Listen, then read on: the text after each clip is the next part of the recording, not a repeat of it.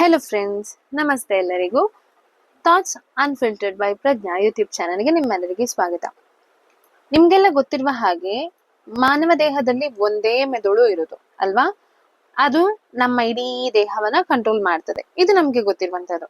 ಆದ್ರೆ ಸ್ಟಡೀಸ್ ಹೇಳುವ ಪ್ರಕಾರ ನಮ್ಮ ಇಡೀ ದೇಹದಲ್ಲಿ ಒಟ್ಟಿಗೆ 3 ಮೆದುಳುಗಳಿವೆ. ಇದ್ರ ಬಗ್ಗೆ ನಿಮ್ಗೆ ಗೊತ್ತಿದ್ಯಾ? ಯಾವ್ದೆಲ್ಲ? ಡೌಟ್ ಉಂಟಾ? ಕೇಳೋಣ ಬನ್ನಿ. ಸೊ ಮೊದಲಿಗೆ ನಾರ್ಮಲ್ ಆಗಿರುವಂತಹದ್ದು ಮೆದುಳು, ನಮ್ಮ ತಲೆಯ ಭಾಗದಲ್ಲಿ ಅಥವಾ ಬುರುಡೆಯ ಒಳಗೆ ಏನಿದೆ ನೋಡಿ ಅದೇ. ಸೊ ಇದ್ರ ಕೆಲಸ ಏನಂತ ಹೇಳಿದ್ರೆ, ನಮ್ಮ ಲಾಜಿಕಲ್ ಥಿಂಕಿಂಗ್, ನಾವು ಇಂಟೆಲೆಕ್ಚುಲಿ ಆಲೋಚನೆಗಳನ್ನ ಮಾಡ್ತೇವೆ, ಅದೆಲ್ಲ ಥಿಂಕ್ ಮಾಡ್ತೇವೆ, ಕ್ಯಾಲ್ಕುಲೇಟ್ ಮಾಡ್ತೇವೆ, ಅದೆಲ್ಲ ಇದರಿಂದಲೇ ಇರುವಂತಹದ್ದು. ಸೊ ನಮ್ಮ ಬಿಹೇವಿಯರ್ ಏನಿದೆ ನೋಡಿ, ಅದು ಇದನ್ನ ಆರೋಗ್ಯವಾಗಿ ಇಟ್ಕೊಳ್ಳಿಕ್ಕೆ ಸಹಾಯ ಮಾಡ್ತದೆ. ಸೊ 2ನೇ ಮೆದುಳು ಯಾವ್ದು ಗೊತ್ತುಂಟಾ? ಗಟ್ ಅಂದ್ರೆ ಕರುಳು. ನಮ್ಮ ಕರುಳು ಇನ್ನೊಂದು ಮೆದುಳು ಅಂತಾನೆ ಹೇಳ್ಬೋದು.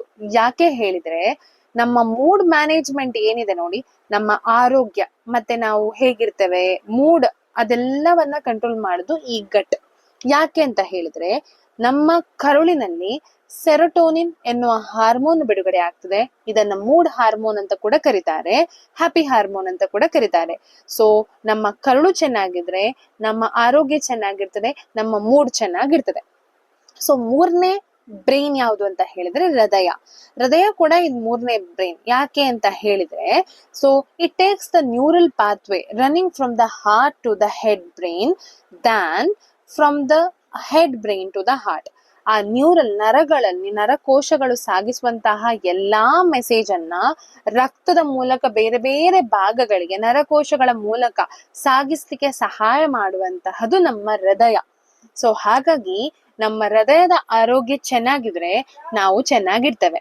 ಸೊ ಈ 3 ಬ್ರೈನ್ ಅನ್ನ ಕಾಪಾಡಿಕೊಳ್ಳುವುದು ಮುಖ್ಯ. ನಾವು ಆರೋಗ್ಯಕರವಾಗಿರ್ಬೇಕಾದ್ರೆ, ಭೌತಿಕವಾಗಿ ಆಗಿರಬಹುದು, ಮಾನಸಿಕವಾಗಿ ಆಗಿರಬಹುದು, ನಮ್ಮ ಇಂಟರ್ನಲಿ ನಮ್ಮ ಹೊಟ್ಟೆಯ ಜೀವದ ಒಳಗೆ ಆ ಆರೋಗ್ಯ ಕೂಡ ಕಾಪಾಡಿಕೊಳ್ಳುವುದು ಮುಖ್ಯ ಅಂತ ಹೇಳ್ತೇನೆ. ಧನ್ಯವಾದ.